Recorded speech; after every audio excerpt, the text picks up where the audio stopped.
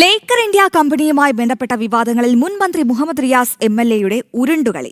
വീണ വിജയന്റെ കമ്പനിക്കെതിരായ ഇഡി റെയ്ഡിൽ വ്യക്തമായ മറുപടി നൽകാതെ ഒഴിഞ്ഞുമാറിയ റിയാസ് നടപടിയെ നിയമപരമായി നേരിടുമെന്ന് മാത്രമാണ് പ്രതികരിച്ചത്. അതേസമയം ഇഡി റെയ്ഡിന്റെ പശ്ചാത്തലത്തിൽ സിപിഎം കോഴിക്കോട് ജില്ലാ സെക്രട്ടേറിയറ്റ് അടിയന്തര യോഗം ചേർന്നു. റിയാസിന്റെ സുഹൃത്തും ജില്ലാ സെക്രട്ടേറിയറ്റ് അംഗവുമായ നിഖിലിനോട് യോഗം വിശദീകരണവും തേടി.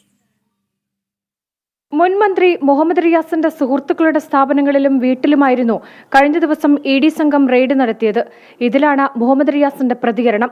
ഭാര്യയായ വീണ ടിയുടെ കമ്പനി സേവനം നൽകിയെന്നും സേവനം കൈപ്പറ്റിയെന്നും റിയാസ് വ്യക്തമാക്കുന്നുണ്ടെങ്കിലും എന്ത് സേവനം നൽകിയെന്നതിൽ ഇപ്പോഴും വ്യക്തതയില്ല. സേവനം നൽകി എന്ന് ബന്ധപ്പെട്ടവരും പറഞ്ഞിട്ടുണ്ട്, നൽകിയവരും പറഞ്ഞിട്ടുണ്ട്. ലേക്കർ ഇന്ത്യ എന്ന ഇല്ലാത്ത കമ്പനിയുടെ പേരിലും വീണ ടി പണം കൈപ്പറ്റിയെന്നതിൽ അന്വേഷണം പുരോഗമിക്കുമ്പോഴും ചോദ്യത്തോട് മുഖം തിരിക്കുകയാണ് മുഹമ്മദ് റിയാസ്. കമ്പനി രജിസ്റ്റർ ചെയ്ത കോഴിക്കോട് പന്തരങ്കാവിലെ അഡ്രസ്സിൽ ഒരു ഗോഡൌൺ മാത്രമാണ് നിലവിലുള്ളത്.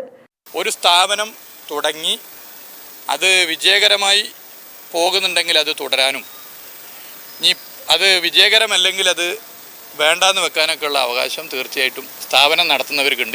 റെയ്ഡിന് പിന്നാലെ സിപിഎം കോഴിക്കോട് ജില്ലാ നേതൃത്വം അടിയന്തര സെക്രട്ടേറിയറ്റ് യോഗം ചേരുകയും ഇഡി ചോദ്യം ചെയ്ത സെക്രട്ടേറിയറ്റ് അംഗം നിഖിലിനോട് വിശദീകരണം തേടുകയും ചെയ്തു. കേസിൽ കൂടുതൽ അന്വേഷണത്തിനായി ഇന്നലെ കണ്ടെടുത്ത രേഖകളും വിവരങ്ങളും വിശദമായി പരിശോധിക്കാൻ ഒരുങ്ങുകയാണ് ഇഡി.